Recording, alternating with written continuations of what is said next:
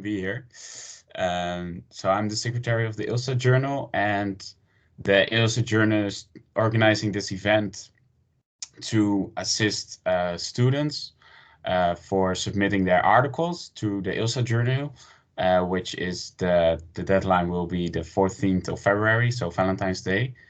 And it's not only for students who want to write an article or a note for the ILSA Journal, but also in a more broader perspective to, actually every legal writing that you might reach throughout your career. So we're glad that Dr. Lewis is able to assist us in this, and to hope that you can learn something from this.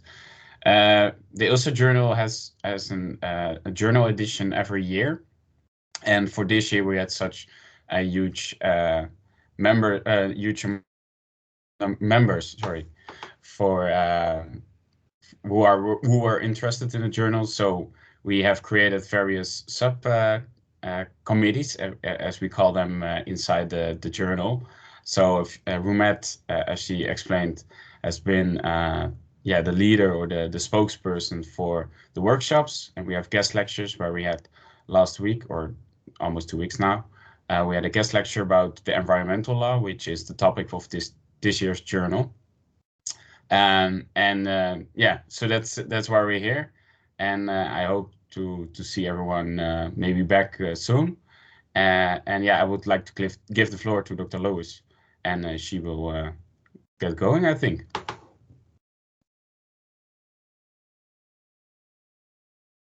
Thanks, Casper. Thanks, Rumet. I just want to notify everyone that this is being recorded, so obviously you can also see it later if you have questions or if there's material that you want to go over again. It's definitely my pleasure to be here, but also my privilege. I am very happy to see the journal growing, and I'm very glad that you are extending your calls every year for students to have a forum to publish their writing. And so in that spirit, I am very glad to cooperate today in providing this mini workshop about academic writing. So one of the things that I just want to clarify from the beginning is that there are different forms of academic writing, and certainly the law journal writing is one specific type of writing. And so what I'm going to talk about today is more tailored to when you're writing scholarly articles for journals. So that's not going to be the same as when you're writing a paper in your classes, or even when you're writing the thesis at the end of your studies. It does differ, and therefore it's really important just to note that. So some of the things that I say to you may not be applicable if you're writing your paper with one of your professors or lecturers, or if you are writing your thesis. So just to get that out of the way. The other thing that I want to ask people, just to put into the chat, what were your ideas when you decided to come to this workshop? So do we have some people here who literally know already that they want to submit something to the journal? Maybe you've already got some writing and you're gonna hone it or refine it. Or maybe some of you are getting ready to write your thesis next semester and you're thinking, well, if I do a really good job and get a good grade, I don't know. Maybe some of you just finished and you're going to hand in your thesis this semester, right? I think it's the 10th of January, I'm not sure, but the deadline's coming up. And then maybe you're thinking, well, if I get a 9 on this, I might submit it also. So put into the chat what the status is for you. So what are you? Are you just interested? Have you written stuff? Are you writing your thesis and you're thinking, oh, maybe it'll be a good article? So just write in the chat. I need to get an idea of my audience today, and I want to interact with people. So Henrietta is just preparing to write the thesis. Great. Thank you for your response. Anyone else want to tell us something about what they're doing? Hi, it's good to see you, Casey. It's nice to see you too, Ms. Lewis. Yes. Good I'm to so see that glad you're to be here. I saw a bunch of year one students here, and I'm like, wow, I'm really impressed with you that you're thinking ahead. Olesia, thinking about submitting a note. Interesting. We'll talk a little bit about what can be possibilities there. Oh, Denise, you're just wanting to get to know what it is to write. That's really good. That's an excellent way to look at things. How to write articles in general, Alessandra. Great. Dara, submitting a journal article. Excellent. And Chanel is preparing for the thesis. Serhad wants to improve academic skills for future projects. Excellent. I'm happy for that. Also, Romina, yes, you'll get some tips here. So, yeah, academic writing. Alorian, good to see you. Or at least see your chat. So everybody, I'm glad you're here.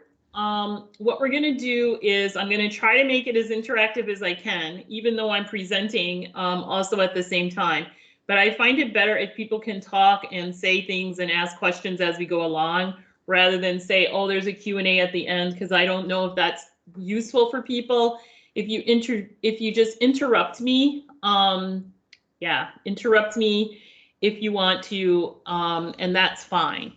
So what I have done is I've prepared a, it's just an infographic, but it's kind of chock full of information. And it's already been distributed, but I put it in the chat just in case. For your information, this particular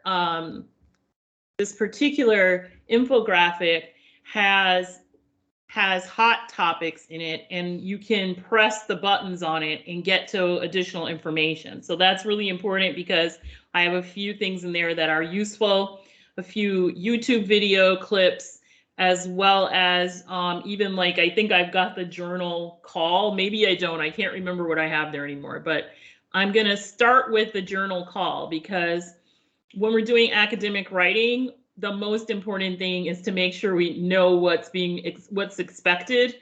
I'm sure ILSA people are compassionate people, but when you get a lot of submissions, you basically throw out the submissions that don't meet the minimum requirements, because you don't have time to go through stuff that people didn't bother to read and find out what was expected. So let's start there, because not writing your journal article in accordance with the standards is always a problem. So we're going to go there first. I'm trying to find my window, because I did this earlier with Rumette, just to make sure that my windows could be seen. But then now that I'm in my windows, I'm like, which one is it?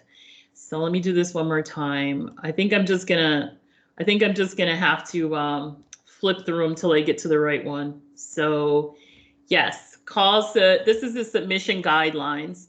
So just make sure that you're reading through these guidelines. And the most important thing to do is to make sure that you understand what the theme is. Because if a journal has a specific theme for their upcoming issues, then submitting something that's off theme will simply mean that it's getting it thrown out. So make sure you understand the theme, environmental law, implementation, and enforcement challenges. And if you notice, there's some specific references to COP26, right? So that should like trigger something in your mind about what might be hot topics or issues that would be of interest for the editorial board if you were to submit an article. The other thing about this is it's a student journal. So if you're submitting, you should get familiar with whether or not you meet the eligibility criteria. So it's not like maybe some other journals where there's more of a open group of people that can actually apply. Here it says that they welcome submissions from articles by current students and alumni of the International and European Law Program, as well as ILSA counterparts from other universities. So that's pretty clear. I guess if I'm a lecturer and I'm not an alumni of IEL, I'm not supposed to be submitting. So This is just something, you know, just make sure you're meeting the requirements. And then, of course, every call is going to have some type of information about the actual type of content that they might be interested in. And so I find this content this year to be quite compelling. They're talking about fast fashion, petroleum leaks, corporate social responsibility, displacement of indigenous people, as well as international agreements and conventions. So this is a really broad group of topics, and therefore it shouldn't be hard if you're trying to, you know, target something for you to find something that you can actually do your research on, because it doesn't necessarily have to fall in one area of law. Fast fashion, wow, that's really big, because it could be corporate law, right? If you were to do something like that. Petroleum leak, very interesting. Corporate social responsibility, quite a lot of things that can fall in there. And then just indigenous people. I mean, to me, it's a really, really nice group of subtopics that really can sort of spark some interest on your part, and also some ideas about what you could be writing. Finally, in this part, this is the part where you need to decide whether you're going to submit an article or whether you're going to submit a note. And that's up to you, but articles are always bigger than notes. So take a look at the word limits here, the formatting, and you'll see that it's basically the word limits that differ. So one of them goes up to 10,000 and the other one only goes to 5,000. So be clear about your submissions and make sure that you know which of these categories you've decided to submit in. Here you have your submission process. The deadline's already been told to you, but as you can see, there's an email address where you can submit, and you're expected to submit along with that your CV and an abstract. We'll talk a little bit about abstracts and how you develop them, but basically abstracts are generally really small. They usually are not over 250 words. And they are supposed to give the reader an idea of what your topic covers inside of the full article or the full note. So you have to somehow distill it into a very condensed number of words so that a person can know and understand what your journal article or your journal note actually comprises. So that is enough in terms of the guidelines for submission. And I'm going to stop sharing, because for people who said that they were going to most likely submit an article, are there any questions about the actual submission guidelines? Because this would be a good time to just clarify and make sure you know what those are and you understand where you have to submit, etc. So is there anyone who needs to clarify any of the information there? I think for me, I would clarify, I would ask the editorial board to clarify how many words the abstract should be, because I've seen journals that actually tell you how many words, and I don't know if there might be a word limit also for the abstract. So I think that might be something that I would want to clarify.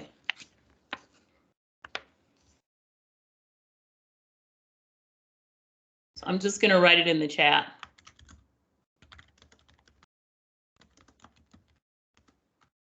Just clarify the word limits for abstracts so that everybody's kind of clear about how big and how long they should be. All right, so the other thing that I think is important here is for me to now talk to you and share with you some basics about structuring. So before I actually talk about the structuring, I just want to tell you that more important than anything in your writing in our academia is your preparation to write. So it sounds a little strange, but you don't start writing right away. Instead, what you try to do is prepare yourself, prepare your knowledge level in your field. as well as prepare your outline of what it is that you're going to cover in your article. So this is also presupposing that you've already chosen your topic, right? So you have your topic, and now it's about how do you prepare yourself so that you can start the writing. And in the process, often the writing is a shorter time than the preparation. So that's just something to keep in mind. And when I talk about my own process, I'm going to show you some crazy stuff because I want you to know that the process that you might be taking is more like a creative process than you would think. So everybody thinks lawyers are not creative, but we are, and we do a lot of creative stuff. So what I'm showing you right now is where I keep my research, okay? So I recently was in a class where I had to write up a paper, and I had to talk about my process also. And I had to specifically talk about research that influenced my process. So I started keeping on this Miro board basically all of my research, the people that I had run into in my research that I read and liked their process. And what I was doing basically is the Miro board allows me to like take chapters or research that's really important and paste it on here. And then it actually goes in, so you can actually go in and read it. So if someone comes to this Miro board, they can see what you've been reading. And the advantage of it, so up here, if I go like this, I can go to the next page and see all the pages. So the advantage is that if this is my stuff, I don't have to send it to somebody else. I can just give them this and they can see it. So if you have a supervisor or whatever, they can kind of see what you're working on. But the other advantage is you can organize yourself. So by knowing who all of the major thinkers are in the field that you're working in, what they're saying about it, and having sort of a visualization of it, you can make your process more ordered, and you can refer to things when you need to. So I also had here my summaries of literature. So these are like charts that I made up of all the literature that I had come across. And I'll try to show you what's in there. This one's not so easy to show because it's actually from a Word document. But basically what I have in here is the name of the author, the citation, and then any insights that I got from it. So I just keep this as like something that I have on hand so that when I do start writing, I know which ones I can come back to and find the information that I like the most, right? And refer to it in my writing. So that's basically what I did. And it's not super neat, but it has all my stuff on it and all the work that I did and all the main thinkers that I looked at. And that was important for me because it helped me think through my process, but also it gave me something to come back to when I was writing. So there's lots of these. They're free tool. They're free. They're not, they're not free. They're freemium, as they say, because most of them allow you to have one or two boards without going to the paid one, and you get most of the functionality. So as long as you can share it, and as long as you can put the kinds of documents on there that you want, these kinds of things in Miro or Mural or Lucid Spark or whatever are super useful for keeping yourself organized and also for dumping your ideas and thoughts. So it's like a great place to dump.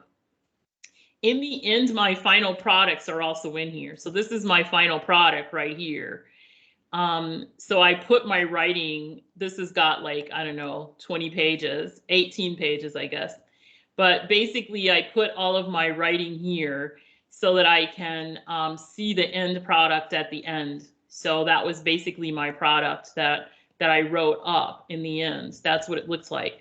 But if I come back to this and use it for something else, I can also access all of my things again. And that's I think one of the biggest advantages of it, is that it just allows you to, to come back to it if you need to. And it's all there for you in the same place it was all the time, and you can revisit when you need to. So that's sort of like a way to deal, like a way to start your process and keep your ideas organized. Now, of course, you can do the regular stuff, like you can open up a file and have all your files in folders and things like that. That's also possible, right? But I also think visualizing what you're doing for some people makes more sense. And that's why I think for me, at least, it makes a lot more sense. And that's why I use that. So I wanted to share that with you because I thought maybe people can see like some alternatives to how you might organize yourself when you're going through your preparation part, right? The other thing that I think is really important in this process is that you have to have an outline. So you have to know eventually how you're going to write things. And we'll talk about the structure for articles and things in a bit, but I just want to show you what I'm working on now. And so it's like, you know, this is an example of like just what it might look like when you start to work. And it's also to let you know that this process is messy and that what you start off with may not be what you end up with at all. So I'm going to show you my human rights research that I'm currently doing and how I actually keep it for writing from my outline. So on this one, I have to find my paper. So this is my paper basically, right? It's in a very early state.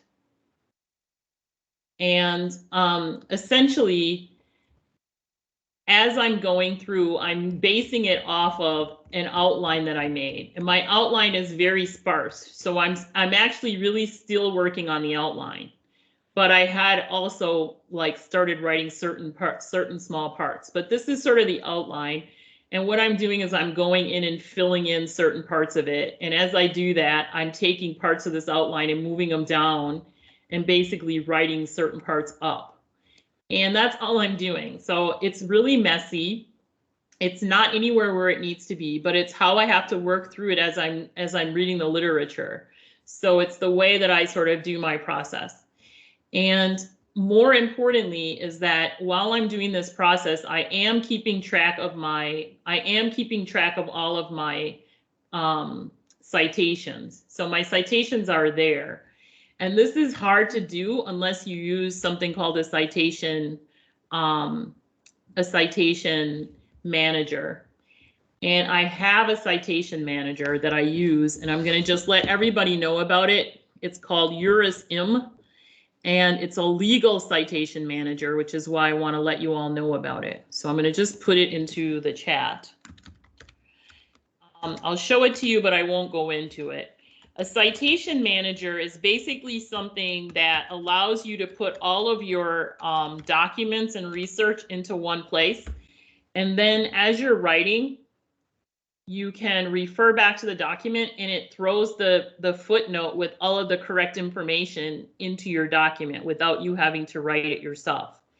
And that's why it's useful when you start doing really long papers, because it keeps track of everything. So if your next footnote, you tell them it's from that same source, then it knows based on the citation if it should say IBID or whatever, because it's the previous one. And then if you go in and change it again, and it knows that you put another one in between, it makes the changes automatically to all the ones above. So you don't have to do that. So the citation managers are hard to choose because not all of them deal with all of the different legal writing citation systems. So Euris accepts almost everything. And it's basically, Euris is basically the same as Zotero. So if you've heard of Zotero, then this is sort of Zotero's, Zotero's legal one, right? And so it's free, you don't have to pay for it. And the great thing about it is it accepts most citation systems. So I'm using it now, and I'm using it in American citations just because I think I'm going to send my thing to the American Journal. But you can change the citation system anytime in the middle of it. So I could switch it to Oscola today if I wanted to. But the important thing about the citation system is by having the manager, then it takes out the pain of always having to go back and look up all of your footnotes again. So here I will show you what the manager looks like, and it just looks like files because that's all it is. And then I'll show you how I insert my stuff into my document. Unless people know about this. So do people already know about this? Because if you do, then I'm not gonna like take a lot of time with it. But if it's new and you think it's something you're interested in, why don't you just put raise your hands on the raise hand feature and let me know if you think it's something interesting. So I will take time with it. Otherwise, if it's boring and you know this stuff already, then no. See lots of hands going up now. Okay, so I'll show it to you. All right, so basically, Euris looks like this. So you might think, oh God, what is that? But basically what this is every time I find something that's interesting, I put it in here. But the great thing about it is if it's something that already has an ISBN number or it has some sort of DOI number, those are like identifier numbers. If it already has that, I can just put the number here.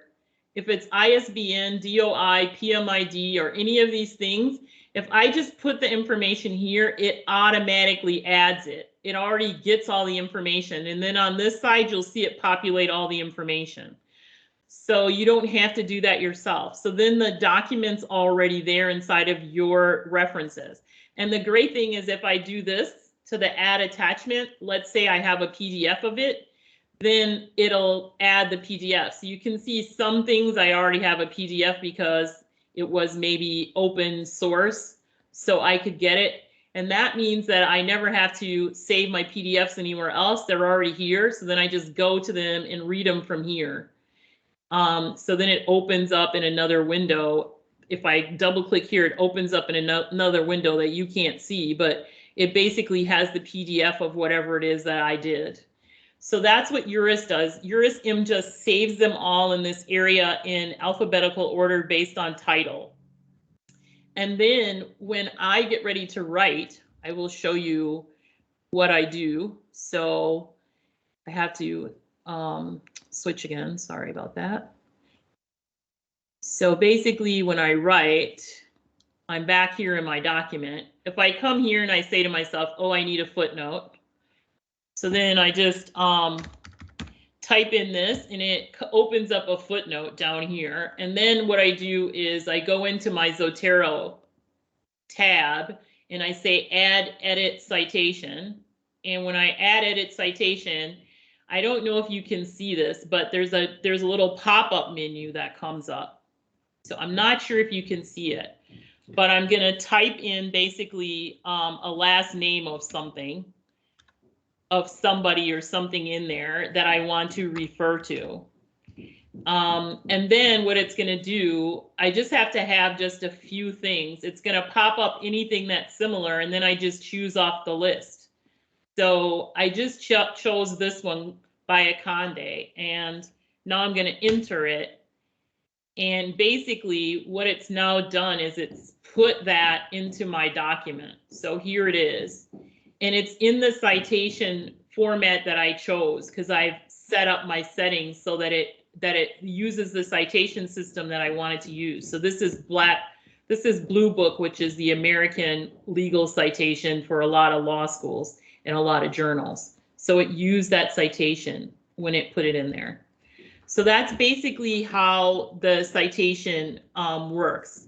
So every time that I do that, it just updates it. So if it knows that the one right above it was the same one, it'll put in whatever the citation system requires, like IBID or ID or Supra or whatever. It will put it in there.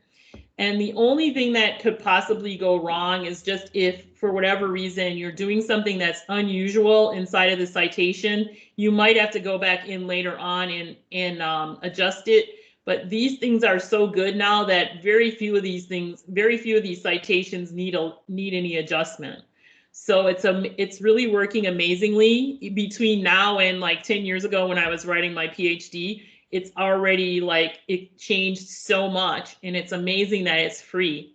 So that's why I want to let you all know about it, because Euris together with Zotero and that whole ecosystem is a free thing that's available to you that you can use. And the great thing is, if you're going to go on to master's studies or PhD studies, is you're already building a library. This library is always yours. You can go back and use it for other things. So your documents are already there when you start your research for your next paper. You already have a bunch of documents. And when you start getting specialized in a certain area, you will already have the major like scholarship already in your library, and you can refer to it and know about it instead of starting from scratch all the time. So that's the other advantage of like doing that. And also, if you're like me and you used to be at a research university or at another country's university where they had way more resources and you save them, then when you go to another school where their library doesn't have a lot of stuff, you still have them. And that's really to your advantage. So this is one thing that I just want to let people know, because unfortunately resources are not equally distributed. So some schools have way more than others. So if you've been fortunate to be at a school where you had really a lot of resources and you saved them and you kept them in your library, you will still have access to them when you go on to something else. And that's really, I mean, that's really important, especially if you're thinking that you're going to get your master's and you're going to move on to some other things after the school. So, okay, that's my research process. Those are the things that I do in my preparation stage. As I said, your article needs an outline, and we're going to talk about that now, going back to what I had prepared for earlier, which was the actual infographic that I made. So this infographic is more in line with just giving you some resources that you can go out to and take a look at, and hopefully they will help you in the future when you do start writing. Whoops, let me stop presenting. I have to get to the screen that's actually on my other Google account. So let me try. Oh, yes, it's this one. All right, so now let me switch into the correct one. Yes. Okay, so essentially, oops, now I've just, okay. Essentially what's going on here is I've already covered the format of the article. I've already covered a little bit about your topic and researching, but what I want to let you know is if you hover over each of these buttons, you're going to get more information. So the most important things that I think are in this part is if you're trying to find a topic and you're really, you know, you look at the topic that they gave you already for this call, and you're like, well, I really need to find something that's new and different that hasn't been written about.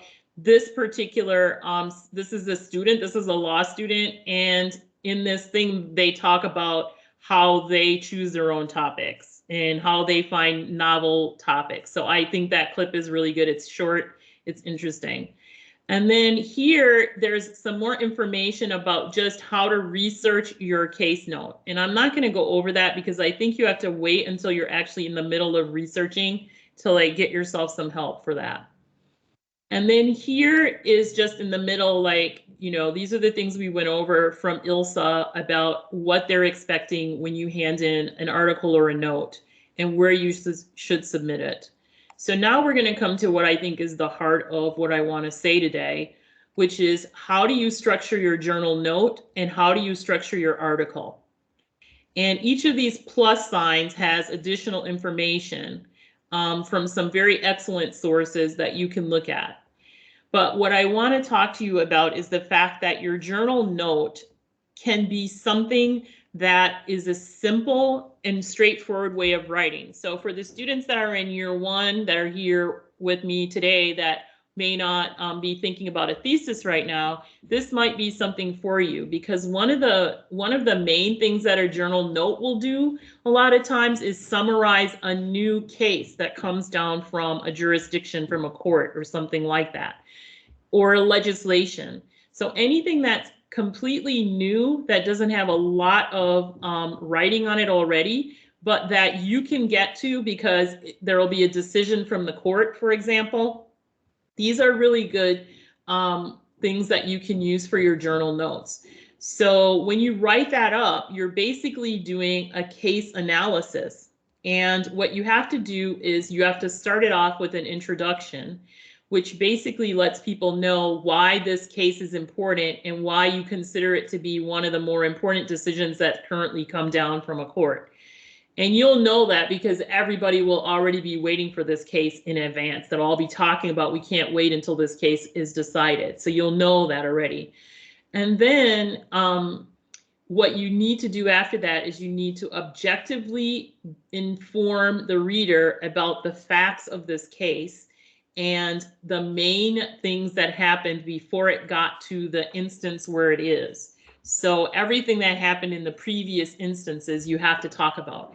And the reason this is written as is talked about as being objective is at this point you're not interjecting any of your ideas or your critical thinking in the process.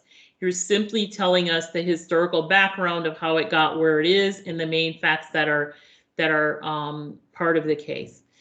But then this part of this has to be the part where you start to talk about the importance of the case and you start to give your own findings and understanding about the way the case was decided and the rationale that was used.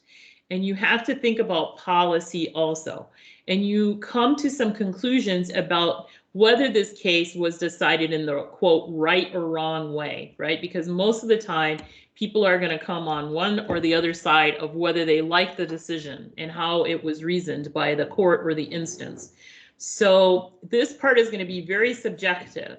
And if you look over at this pie chart, this is based on the article that I've linked here. Basically, the subjective part of your note should be 60% of what you're writing about, and the objective part should be around 30%. And then the intro and the conclusion are the small parts of 5% each.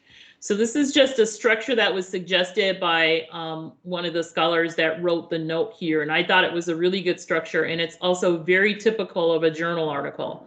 So a journal note. So a lot of notes are written by law students. And a lot of times those notes will cover like a new case that came out of a court. So that's one possibility. Now, I don't want to give anybody the impression that the only thing you can write is about cases, because that's not true. You could also write about new legislation or just about a smaller theme that you think is important within the themes that were suggested in the call for the journal note. So that's a note. And then the article, which of course is much bigger, the article has a structure that presupposes that there's some type of legal problem that you want to identify and then propose some type of solution to. So that's kind of a way that you can think about this, about writing the article. So one of the things about writing the article is that you can look through some blogs or recent journal articles in recent editions and issues, and you can kind of try to decide what hasn't been talked about. So you're looking for basically something that you can give a new spin to. And it doesn't mean that nobody's written about it. It just means that when they're writing about it, they're focusing on something, and now you're going to take it and focus on something different. So the important thing here, though, is that it's mostly expected that what you will write on has some novelty to it. In other words, it has something new or something that is not been widely written about. But as a student, of course, that can be a challenge because you're not yet an expert. So writing about that might not be the best solution. So a lot of times with students, what you can think about is what kind of policy can you talk about in relation to a topic that might already have a lot of discussion. So you can talk about new policy recommendations or new ways to approach how policy is developed around the idea.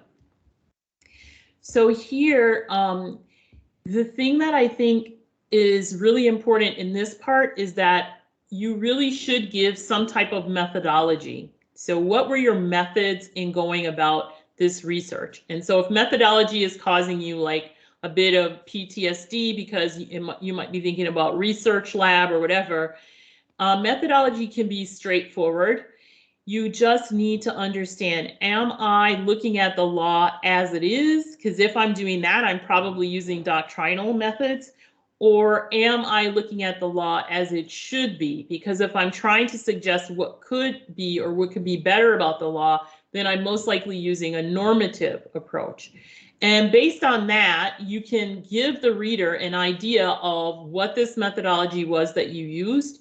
And then also you can tell them a bit about how you went about doing it. So those are your methods themselves. So, you know, if you did desktop research where you read articles, access databases and things like that, you will put that into your description. Or if you did field research where you had some interviews, you talked to people and got information that way, then you describe it in your methodology section. The other thing that is normally going to happen inside of an article is you might have some historical information about how we got to where we are today. So inside of your information in the beginning, you might have to first let the reader know things that went on before and how you got there, and then talk about what the current legal rules are and what the current facts are that are important. And finally, you really need to analyze your problem and support your claim.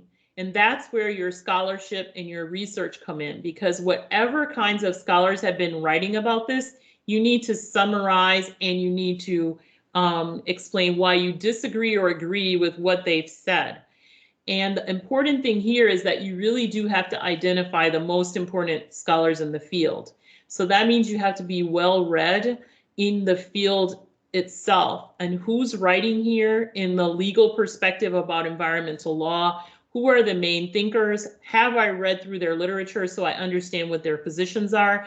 Because I'm going to need to talk about those positions and either support them or in some way discredit them inside of my journal article. So it's really going to be important for you to know the scholarship out there. And that's why I said at the beginning, your preparation is actually going to take longer a lot of times than your actual writing. So I've also put in here about the abstract and keywords, which are often used with articles. And I just want to make sure people know that. I've got, I think, a question in the chat because I see a little thing coming up, but that might be from some other thing because it's my Teams. It's just my Teams chat, so I can't tell it sometimes. But it looks like no, that wasn't from here. But basically, I've covered what I wanted to cover today in terms of just going over what the structure is for an article, what the structure is for a note, where you can find additional information about these topics that I've said here on this infographic, and then also some references that you might want to check, and you can just press these interactive buttons here on the side to get to those references. So essentially use this infographic to help yourself as you're going through the process. And I really liked Leora Harpaz's whole thing there. So I would highly recommend taking a look at that and those videos that I mentioned from up here. So I'm going to stop sharing and then I'm going to allow people to ask any questions. And I think I'm giving the floor back, I think, to Rumet, I think it was, that's going to take care of the Q&A. Yes, we do have two questions from Dara and Eve. Dara is asking if you know any named scholars in environmental law that we can look into. Okay, I will get back to you, Dara, because that's not my area. So I don't know everybody, but I will try to see what I can find out for you. So I'll just take a little note on that and I'll write down your student number. Thankfully it's there. And I'll try to find out any environmental law scholars. And then Eve, who's a guest, would this structure also apply when writing a blog entry? Usually blog entries are going to be much shorter. So when you do the blog entries, a lot of times you're going to skip doing like a whole history. So your blog entry might be more like the note. So I would say for that, I would, again, I would like check with the blog owners and see what they're looking for in terms of the structure. A lot of these blogs now that are very formal blogs will already have like a little thing on the side bar when you go to the blog that tells like their submission criteria. But some of them are still like just asking you to get in touch with them, and then they will tell you what their requirements are. But usually it's a lot more informal, and also a lot of times they want you, if you're going to cite anything, it's going to be in parentheses and not as footnotes. So that's what I would say about the blog. And then Ava, do you know any other databases than the ones that are provided by the uni? Basically what I do, okay, so Westlaw is provided by us, which is probably the best one in terms of law, right? But you have to know how to use it. So for Westlaw, I would say if you're not feeling really confident about Westlaw, you should probably try to look for some online training, right? So Gustavo says the Peace Palace one, that's like the biggest international law one that you could ever get. So that's obviously the one you all could have access to. But Westlaw is a university one, but that students, in my opinion, students don't use it well. So they don't interact with it well because we haven't been trained on it. But you can actually, they usually have clips on, there's clips on a lot of university law school websites that show you how to use Westlaw if you don't know. And Westlaw will get you most things you need. But the database at the Peace Palace Library is excellent for international law, and also for environmental law, they have a lot of stuff. So if you have access to that, you definitely should use it. And then the other main one is Hein Online, which our university does have. And then not Lexis the news Lexis, but Lexis, the law Lexis, is the main competitor of Westlaw. Yeah, so Kluwer is there, and a bunch of the ones that normally, if you go online and try to find them, they tell you that you have to pay. If you go to the Peace Palace, then most of the time it will it will be allowed through the Peace Palace. But yeah, Hein Online that's at our university, and it's really good too. But again, I think it's underrated by students, so students are not sure how to use it. The library has a training that I recently went through one more time. The reason I did it is because they've updated it and they put it in English, and now there's like a plugin that you can put into your browser. If you go to the Bibbits training and watch it, it might help you use the university databases better, because the databases at the university are not terrible. So yeah, so thanks to all the people who are putting stuff in the chat. Use Mundi I haven't heard of, so I'll have to look into that one. Yeah, thanks for the people that are putting things in the chat. I do want to say that the Bibbits one showed me some things that I didn't know. So for example, I didn't know about those plugins that go in your browser. So now when I'm online looking stuff up, if the university has access to it, it comes up and shows me that I can access it through the university. And that's kind of cool.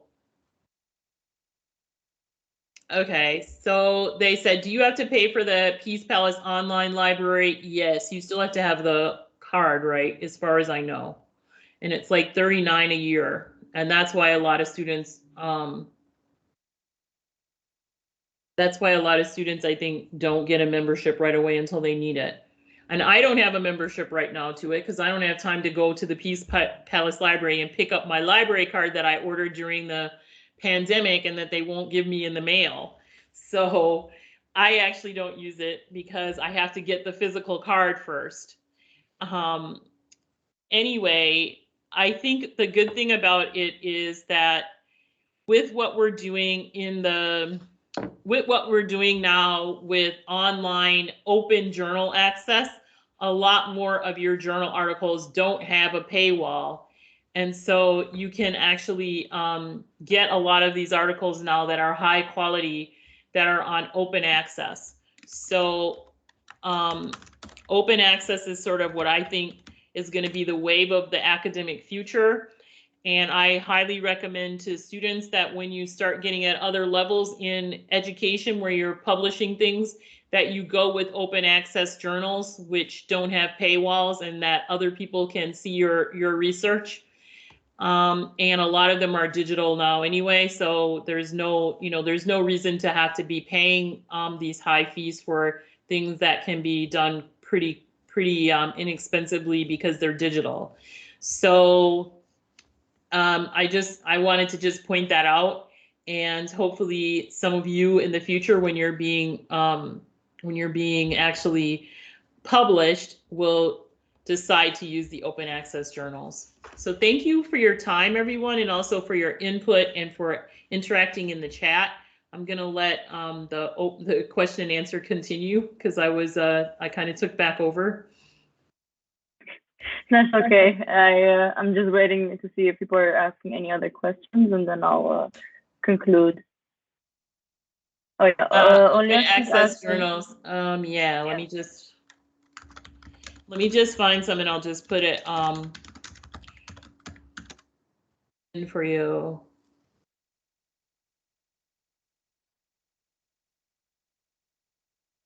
I'm gonna put open access in general because it's not just journals, by the way. So this will have also not just journals, but like repositories and other things in there. So when you go to that, it's a really good guide that's been set up.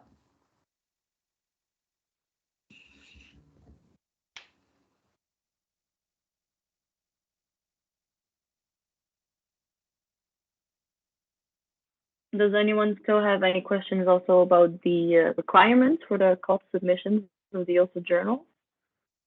Because any question is welcome, and we're happy to help.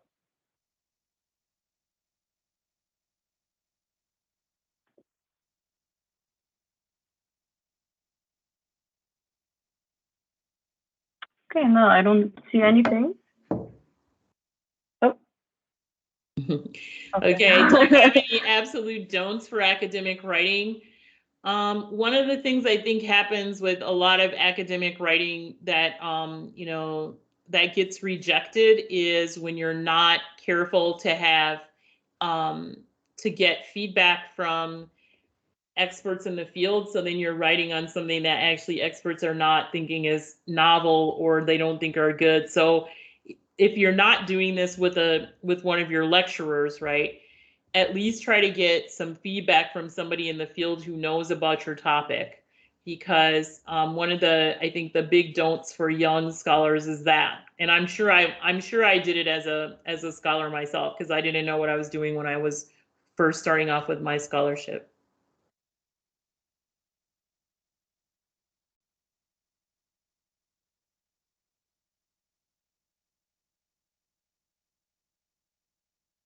You're welcome, Carolina. Thanks for the question.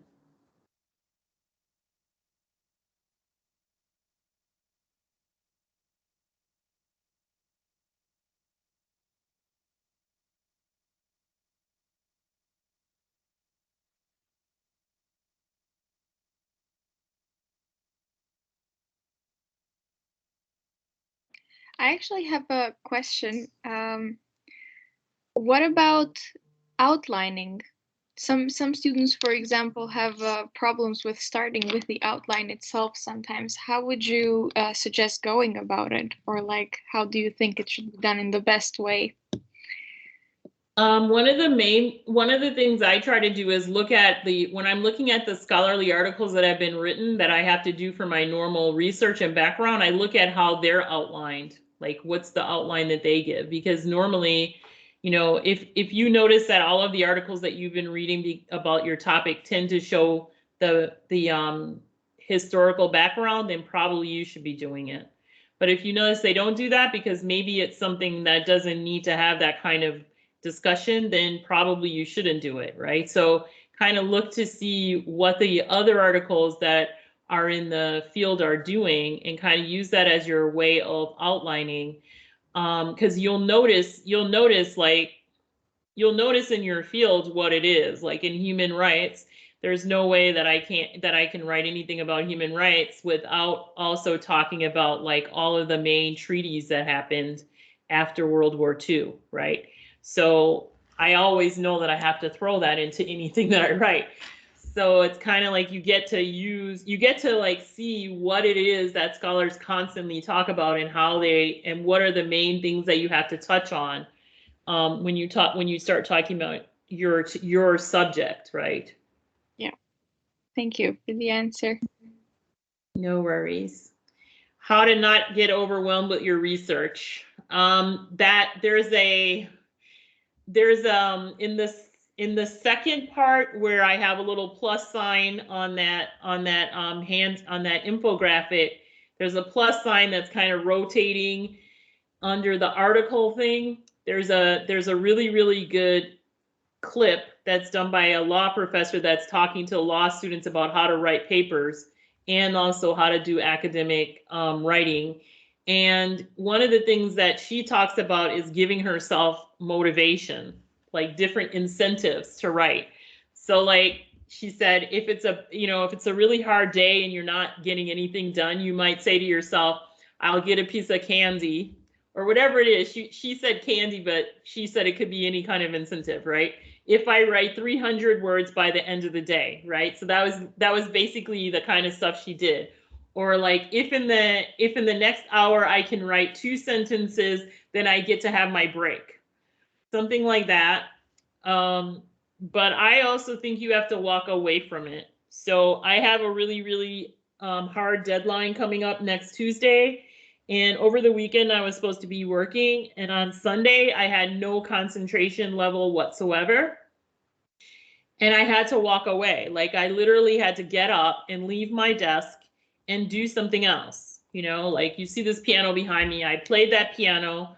And I kind of just made myself get away from it because I could see that I was having no productivity whatsoever. So nothing was coming to me.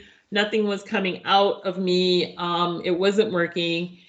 And then weirdly, I did do some stuff by the end of the day. So I did some other stuff, but that was after I took that break, played the piano, did some other stuff, cooked, did things, and then came back to it. And it was easier for me. But, you know, it's your, Alessandra, it's really your personality and like, how can you organize yourself so that it doesn't become overwhelming actually. And then talking to other people, like where you are in your research, here's where I am, and trying to get from them like some ideas also, like where would you go after this, and asking them that. So is there anyone I can refer to during the writing process of the journal, like for feedback and all? So Dara, that's your big issue, everybody's big issue.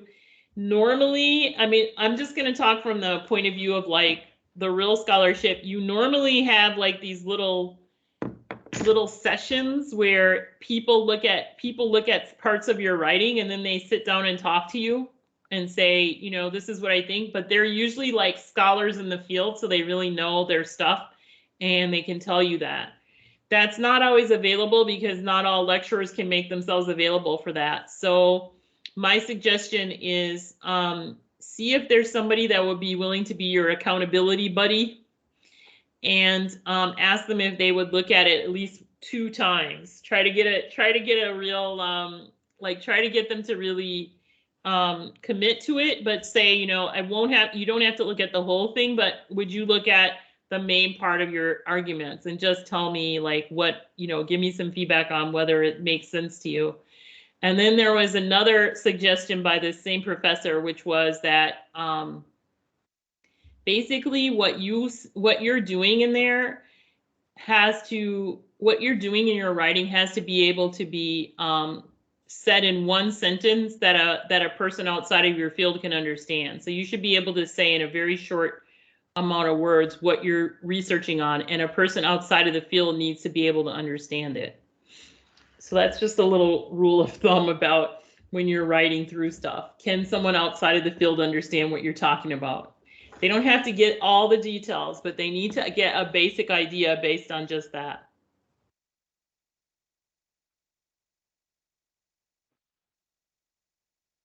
Well, thank you all very much for the questions. If there's none left, I'll still give it a minute or so that people that might have some last minute questions can ask something. And then, like I said, then I'll really conclude the workshop, and there will be a possibility for a second workshop depending on what Dr. Lewis feels like, of course, and as well as what the students would want. Yeah, like I'm always open to that, but it would have to be if students have already written stuff and they want to do something more practical. So exactly. It really depends on where people are going to be, you know, and whether they can do that. Lisa has her hand up. Do you want to say something? You're very welcome to do so. Thank you. Yeah, so regarding like simplifying terms and writing everything down in your own words, do you have any advice on how to like get better at that? Because I personally find it quite difficult to simplify everything that I read and to like make it my own. So like, of course you need to do it a lot, but do you have any like advice on how to get better at it? I think one thing is not to start writing immediately, because the problem is that most people start writing like when they're researching, they also write. And what that means is you haven't learned it that well yet. So the thing about it is to read as many of the scholars as you can to get your mind wrapped around the subject. And when your mind gets wrapped around the subject, then it's already going to be your own words. So if you can't say it in your own words, it's probably because you haven't learned it well enough. And that's one of the challenges, right? Because you have to literally read through the stuff and really learn it and understand it before you can start writing about it. So that's the only thing I can tell you. And then as far as like, I know students are really about paraphrasing and all that stuff.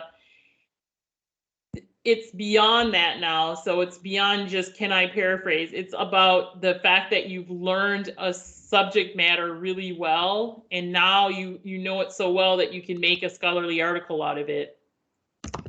Because if you're still learning, then you're a student, still in the student stage. And when you're writing these scholarly articles, you have to go beyond that stage to more of a knowledge expert or somebody who's got something really important to say on it. So that's important, I think, is just really getting your mind around it so that it becomes part of your expertise. And of course, part of that will be writing on something that you've learned well in law school. So don't pick a topic that you haven't already studied, that you don't already know well. So think about the things that you already are doing well in law school because you learned it well, you learned the subject well. Okay, thank you. You're welcome. It makes me really happy to see that so many people are so glad about this workshop. And I would also really like to thank Dr. Lewis, together with all the other students, you know, Eva, Allah, Danielle, you know, Ajanti. It's, I agree, it's been an incredibly helpful workshop. And it's actually, I feel like I asked for so little and I got so much out of this workshop. So that's really amazing to see. So for that, I would also very much like to thank the students for your attention, because obviously without you, this wouldn't have been possible. I mean, you know, all your questions, your discussions, it's just been sparking ideas left, right. So that's incredibly helpful as well. So I would also very much like to thank you. On top of that, if you would like to have a more interactive workshop, because in that sense, more like you being tasked with writing something, or you have already written something for the journal, then Dr. Lewis has expressed that she's open to giving you a bit more personal feedback. So then you have already written the beginning of your article or your note, or maybe the entirety of it, and then you can get some, general feedback on it, or you can have specific questions about what you wrote. So then that's also a topic that then we will get into. So of course, if you would like to have a workshop like that, please let us know.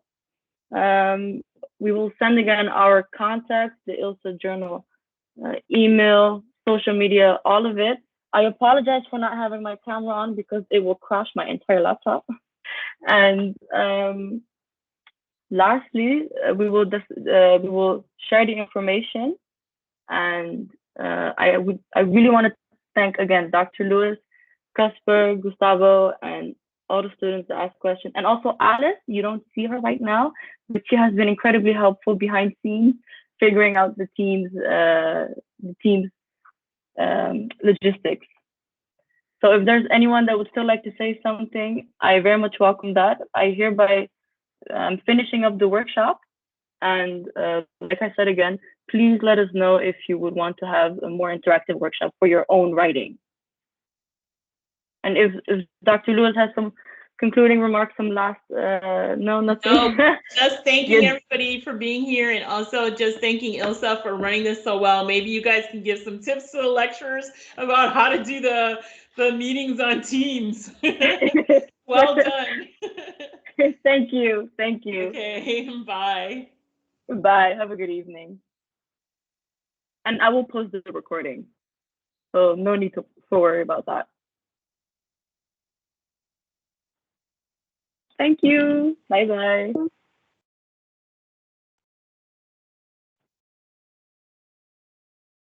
Okay. Thank you. You want a piece of